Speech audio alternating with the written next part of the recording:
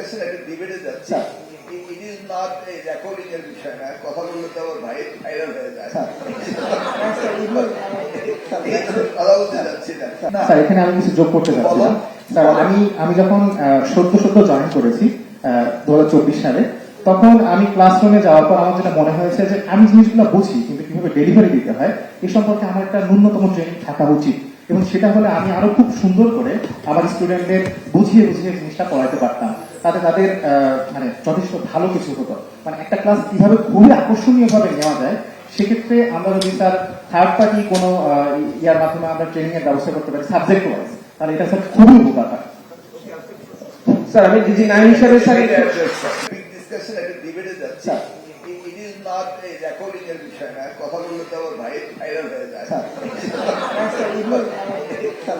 কথা বলতে যাচ্ছি না এনিওয়ে লেটস ফরগেট ইট আমাদের যে এমন করে স্ট্রাকচারাল চেঞ্জ করতে হবে যে সকলের জন্য ইন্টারেস্টেড হবে শিক্ষকতা আসছে তাহলে এমন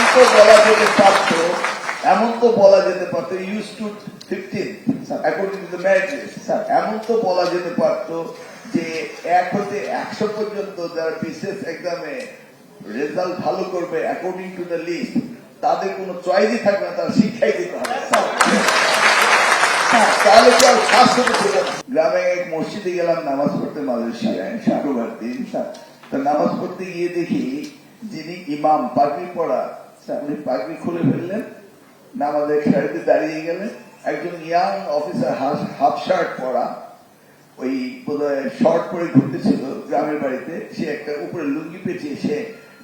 শুক্রবারের নামাজ পড়ালো মানে all the civil servants they also know exactly right that imamati even in fighting you see now that's called society the civil service এমন ভাবে তারা I also